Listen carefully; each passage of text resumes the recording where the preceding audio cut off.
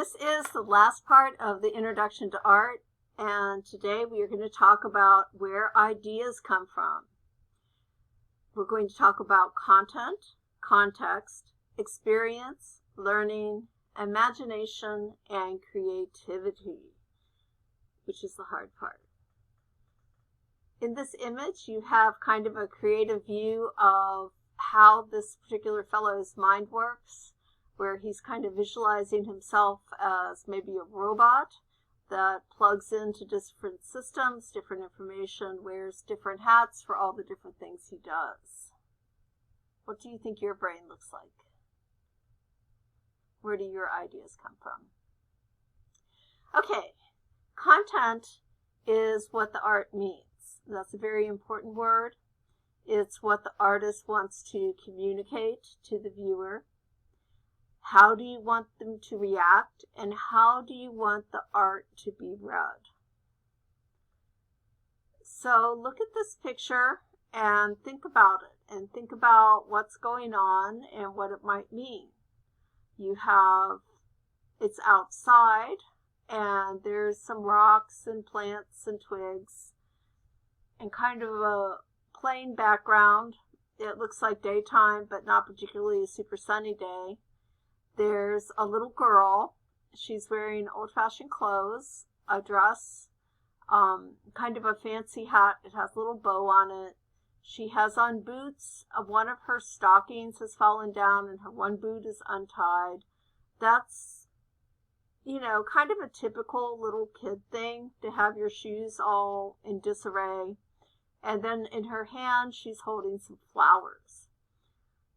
So think about that. Think about little girl outside, flowers. She's probably been playing because her boots are messed up. And what's going on? What is she doing? Is she reaching for something? And by looking at that, you start using those clues to kind of create a story in your head. So let's see if your story's right. What do you think she's doing? And we'll look at the rest of the painting. She's disposing of her brother. Yeah. Because the part that you didn't see, there's at the lower left a little boy that she pushed off the cliff, who is barefoot and wearing old-fashioned clothes. And you can tell that it's not just rocks, it's a cliff going down to a beach by the ocean. So this is probably not a nice little girl at all. She is definitely not trying to grab him and save him. She definitely pushed him. The whole meaning is changed. Context is background information. It's who, what, where, when, why, and how. And what impact does location have on the art? In other words, how does where you make the art influence what you make? How about the time period that you're working in? And why did you make the art? Is it an assignment? Is it for sale, commission, or personal expression? What was going on there? In this picture that you're looking at, the part of the painting, you can kind of start figuring things out. Think about time. When in history do you think this was? This is probably not something that was done recently, because people don't dress like this right now. It was painted in the 1700s. If you know style and fashion and clothing, that's very kind of Baroque Rococo clothing, so it's around the time of the French Revolution. It's a female, very elegant, rich dress, holding a little pink, delicate rose. The person is very pale. And this was actually a painting of Marie Antoinette by her artist, Vichy Laverne, who was a female artist. And if you don't know the story of Marie Antoinette, she was royalty in France at the time of the French Revolution, and the people were starving. Poverty was extreme, but the royals were very dislocated from that experience. They were very privileged, and they would do things like, I don't know, play at having a farm or whatever. They'd have these little like fake farms, and they would pretend to be a milkmaid or something. And then when she was asked about what to do about the starving peasants, she said, let them eat cake. And she didn't really mean it in a mean way. She meant it as, well, that's what I eat, and I always have plenty of it, so let them just eat the same thing I eat. What's the problem?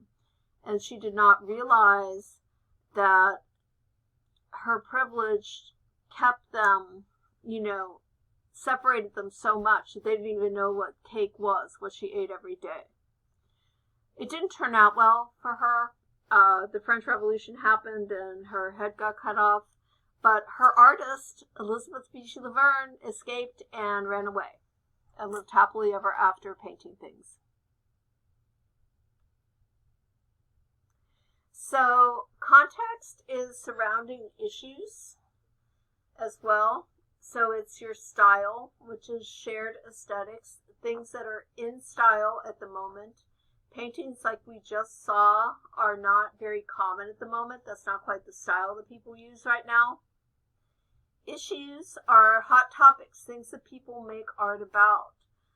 People tend to make art about things that are going on in their immediate world. Right now, we are living in a time where we have lots of things going on in our world, and a lot of interesting, important art is coming out of it. Innovations, new technology and mediums. For example, digital cameras have changed photography immensely, because the way traditional photography works is you have your camera and you have film. It's not unlimited film. A roll of film usually had about 24 shots on it. You would look through the viewfinder, but you couldn't see what you were doing. You couldn't see how the picture actually looked. And you only had those 24 chances. So you had to plan. You couldn't take a picture as often as we take photos now.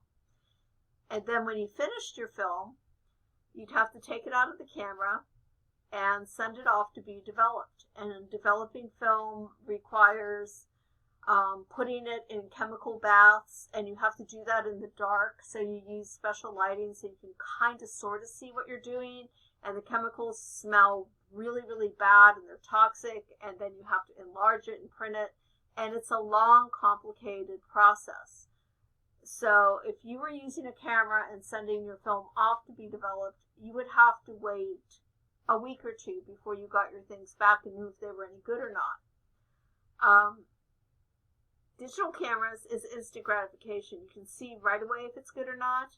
You can edit it, you can delete it, you can do all sorts of cool things to it. Okay, influences, your role models, your instructors, who you study, what kind of art you like and you try to imitate. Those are all very important things. And imitating things and copying things is a valid way of doing things. That's okay to learn by doing that. It's not okay to copy something and say it's yours and your original work, but it's okay to copy as a way of learning how to draw or developing a certain style, things of that nature. Your culture, the values, traditions, and expectations of your culture, and what is considered to be art or good art or bad art. And your knowledge, your training, and education. The image that you see is by Vincent van Gogh. Most of you know him, Starry Night, very famous painting. Or you know that he cut off his ear to impress his girlfriend, which was not a good idea because she was not impressed. Vincent van Gogh painted the areas that he lived in, but his style is very, very different. And it was different, his way of painting, than other people working at that time. And during his life, people didn't like his art. He only sold one picture the whole time he was alive, and that was to his brother. And then after he died, he became famous. When we study things down the road, you'll find out that Vincent van Gogh had a brain anomaly, so that he actually saw things like this. He didn't see things being still. Everything seemed to be kind of wavy in motion, like it was underwater glass moving around, and that influenced the way he painted. Experience is what you've lived through. So it's your personal experience of events and your interpretation of those events, your history, what you remember and how you remember it, your actions, the actions of others, and your emotional responses. Sometimes when we talk about things that have happened to us, our memories and our stories, somebody else who was there at the same time remembers it entirely differently. And sometimes not. Also, it's about how you feel about certain things, whether you like things or don't like things. This is a picture that was done several years ago now. It was a sketchbook assignment by one of the students, and it was showing something about her summer. And you can tell that this was an experience she had, and it's one that a lot of us have had here. She's at the beach, the sun is setting, she's relaxed in her chair, wearing a hat to keep the sun off of her. She has a big boom box, which is kind of strange because those are pretty old-fashioned now. But you take your music with you to the beach, and her feet are buried in the sand. And when we talked about this picture in class, everybody thought that her feet were in the sand because you know how you bury them in the sand to keep warm or just to play with the sand? And she was like, no, I don't actually do that. It was because I don't know how to draw feet. So, there. Experiences inform your art. So look at these two pictures. They are very graphic images. They're paintings. And they were made about the same time. And it's paintings of the same story. One was painted by a female artist. One was painted by a male artist. So look at these, and I'll tell you the story of what's going on in the painting while you kind of, in your head, figure out which one do you think was painted by the female and which was painted by the male. The story is the story of Judith and Holofernes, which is a Bible story. And Judith, who is the woman in the painting, she was the leader of her people, and they lived in the cities. And Holofernes was trying to invade and take over everything. And he and his huge army kind of camped outside their city and wouldn't let anybody in or out. It was a siege. And things started getting uncomfortable in the city because they started running out of food and whatnot. So Judith decided to do something about it.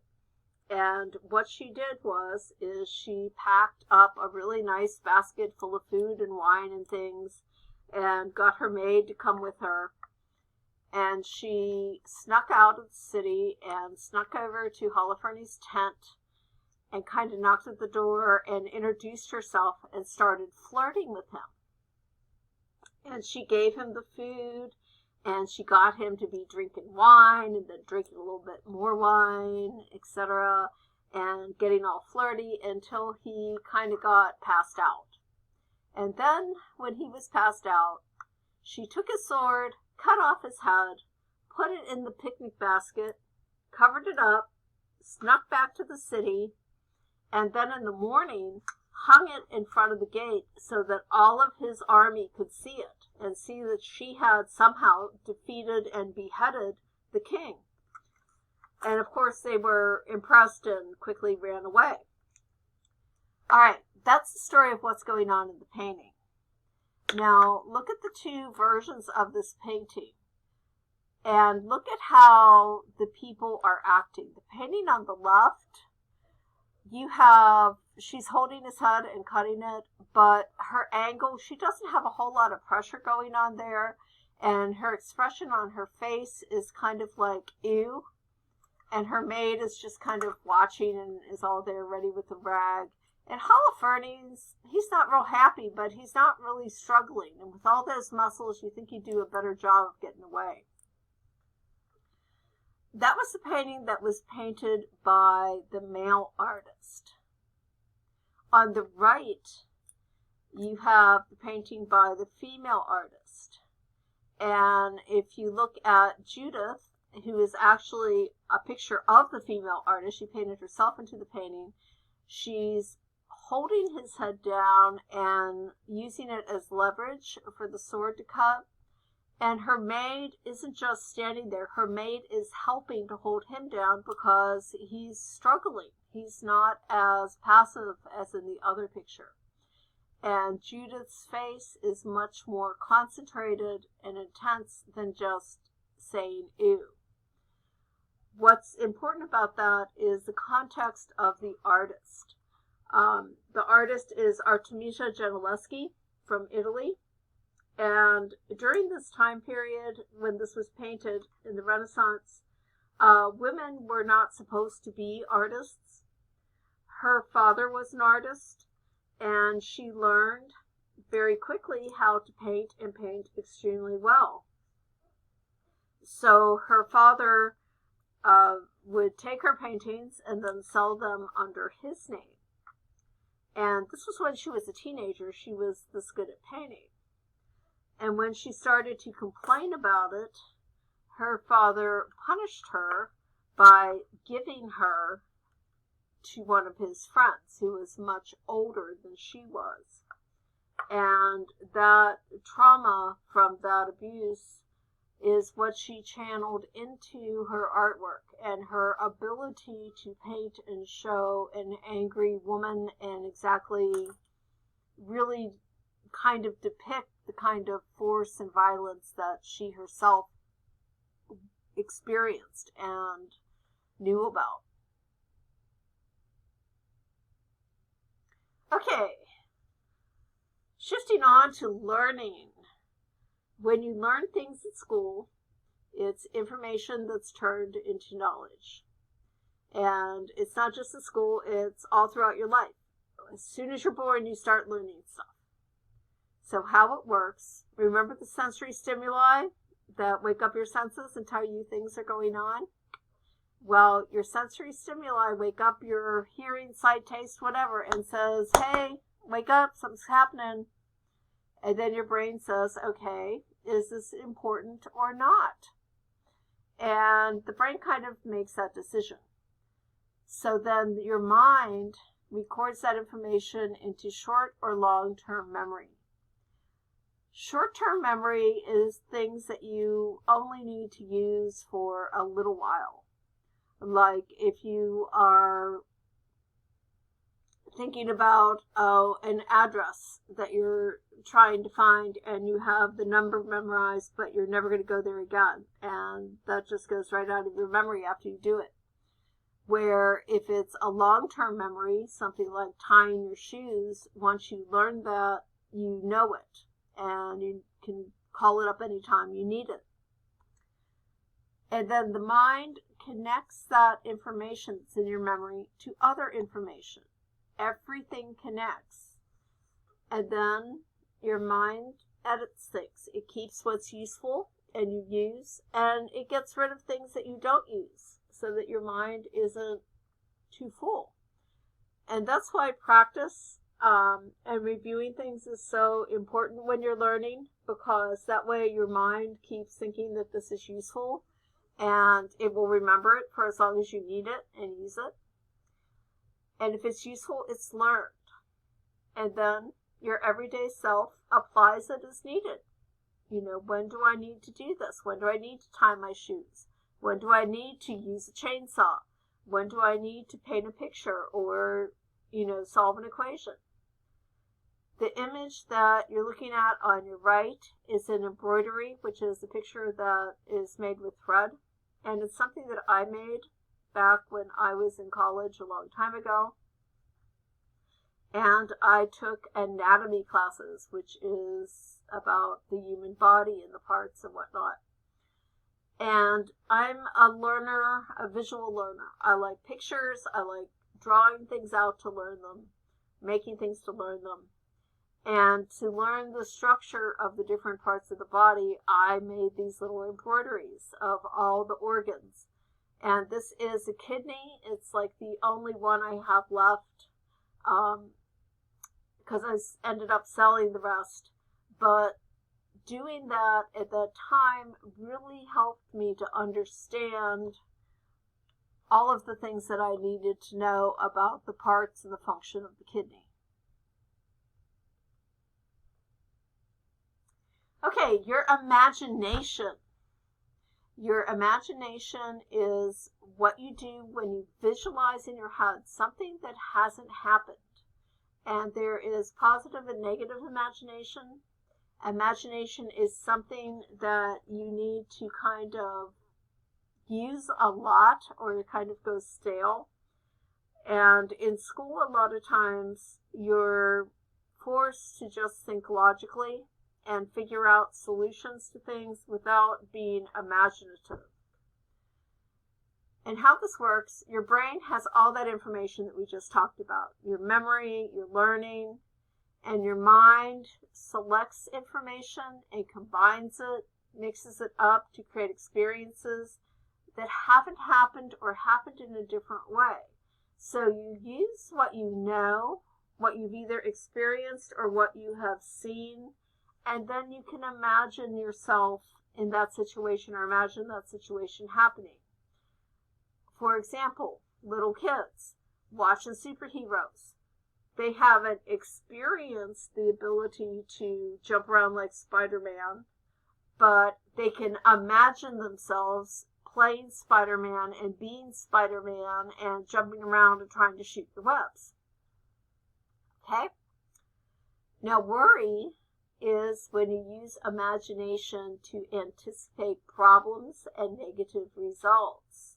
Worry is like when you start imagining that, oh no, I'm never going to learn all this stuff and I'll fail the test. And if I fail the test, I'll fail the class. If I fail the class, I'm not going to graduate. If I don't graduate, I'll never get a good job, and on and on and on. It's negative imagination. Daydreaming, we all do this. It's during the time when we're awake, but we just kind of tune out and use your imagination for personal entertainment, just thinking about things that you like to think about. Dreaming is when we're asleep, and it's the unconscious use of the imagination to process experiences, to create situations that don't make sense all the time in the real world. Everybody dreams. Not everybody remembers their dreams, but human beings have to enter the dream state in order to live. And they don't know why that is, but they've done experiments and it proves that if they stop you from entering the dream state, then bad things happen. And then imaginative thinking, and this is gold, is being able to combine knowledge in a way and say, what if? And you put things together and then you might invent something or come up with a new solution to a problem or create something incredible. So creativity is putting that imagination into action. So your imagination thinks of these ideas and combines information and dreams and things and comes up with concepts, which are thoughts. And then the creativity combines those thoughts, those concepts, with action in order to make something new. If you just sit around and imagine things and don't act on them, then nothing happens. So the action has to be creating something. Language, art, music, whatever, anything. But it turns those concepts in your brain into reality of some sort.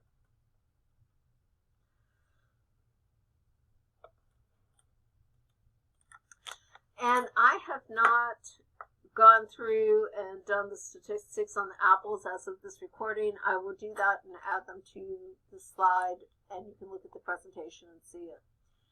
Last Friday, we drew apples, and I told you to do it any way you want to, but just draw an apple.